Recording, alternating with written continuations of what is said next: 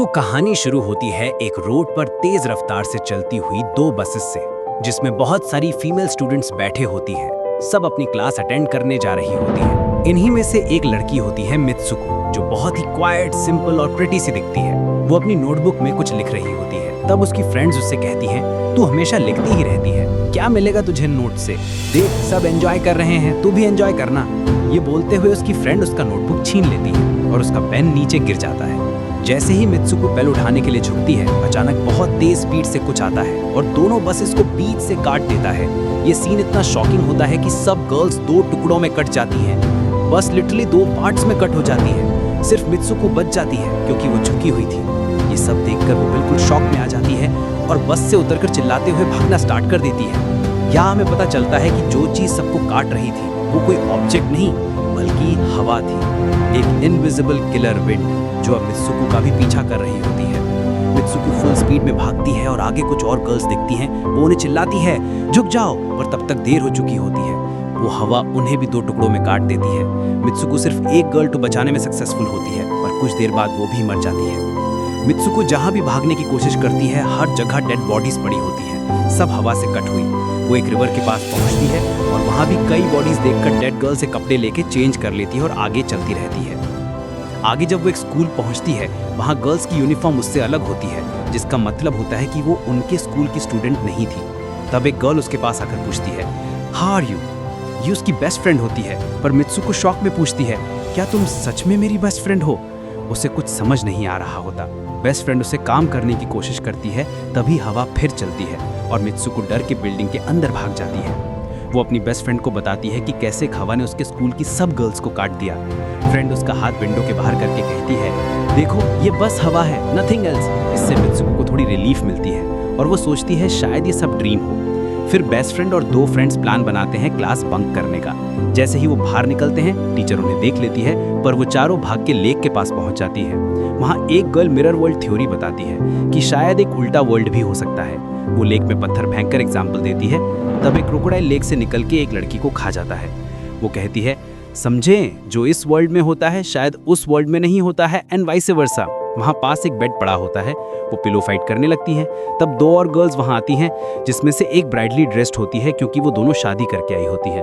वो कहती हैं, हमें कोई इम्पॉसिबल काम करना होगा अपनी डेस्टिनी चेंज करने के लिए। फिर सब स्कूल वापस जाते हैं और मित्सुको क्लास में होती है। जैसे ही वो झुकती है पिलो उठाने, टीचर गन से पूरे क्लास पे फायरिंग कर देती है और सब गर्ल्स मर जाती हैं, एक्सेप्ट मित्सुको, क्योंकि वो झुकी हुई थी, बिल्कुल बस वाले सीन की तरह। टीचर कहती है, तुमने क्लास बंक की, तुम भी मरोगी। पर दो गर्ल्स उसे बचाने आती हैं, पर दूसरा टीचर उन्हें भी मार देता है। मित्सुको बच्चों के साथ भागती है, टीचर्स फायरिंग करते रहते हैं और जैसे ही वो बाहर आती हैं, हवा फिर सबको काट देती है। मित्सुको फिर से अकेली बच जाती है और पुलिस स्टेशन पहुंच जाती है। पुलिस वाली मिरर दिखाकर बताती है कि वो स्कूल यूनिफॉर्म में नहीं है। मिरर में वो किसी और रूप में नजर आती है और लोग उसे मित्सुको नहीं कुछ और नाम से बुला रहे होते हैं। पता चलता है कि वो शादी करने वाली है। उसे चर्च ले जाया जाता है। वहाँ भी उसकी बेस्ट फ्रेंड होती है और वो कहती है, चुप रहो, हम किसी और के कंट्रोल में हैं, बस वही करो जो मैं बोल रही हूँ। शादी की ड्रेस पहनाकर सेरेमनी के लिए भेजती है, पर सब गर्ल्स उसका मजाक उड़ाने लगती हैं। बेस्ट फ्रेंड गुस्से में आकर उन्हें एक एक करके मारना शुरू कर देती है। तब एक कॉफिन खुलता है और एक जाइंट पिग बाहर आता है। मित्सुको ग्लास बॉटल तोड़ के उस पर अटैक कर देती है और वो दोनों चर्च से भाग जाते हैं। गेट पे दो और गर्ल्स रोकती हैं, पर बेस्ट फ्रेंड उन्हें भी मार देती है। भागते हुए मित्सुको एक मिरर मिलता है और वो फिर से ट्रांसफॉर्म हो जाती है। अब वो एक रेस के बीच में होती है। कुछ गर्ल्स कहती हैं, तू बेस्ट रेसर है, क्यों नहीं दौड़ रही? मित्सुको रेस स्टार्ट करती है और एनर्जी फील करती है। दौड़ते हुए वो उन सब फ्रेंड्स को देखती है जो मर चुकी थी। तब सेम पिग और चर्च वाली वुमेन भी उनका पीछा करने लगती है। कुछ गर्ल्स उसे चिल्लाती हैं, इस वर्ल्ड से बाहर निकलो। रनिंग करते करते वो एक डार्क डिजर्टेड जगह पहुंचती है, जहां कुछ गर्ल्स कहती हैं, हम सब मर चुके हैं, अब तुझे भी मारेंगे।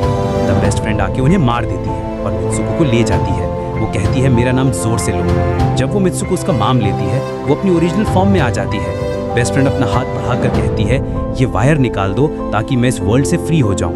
मित्सुको डर के मना करती है क्योंकि वो उसे प्यार करती है और नहीं चाहती कि वो मर जाए, पर इंसिस्ट करने पर वो वायर निकाल देती है और बेस्ट फ्रेंड का बॉडी दो हिस्सों में कट हो जाता है।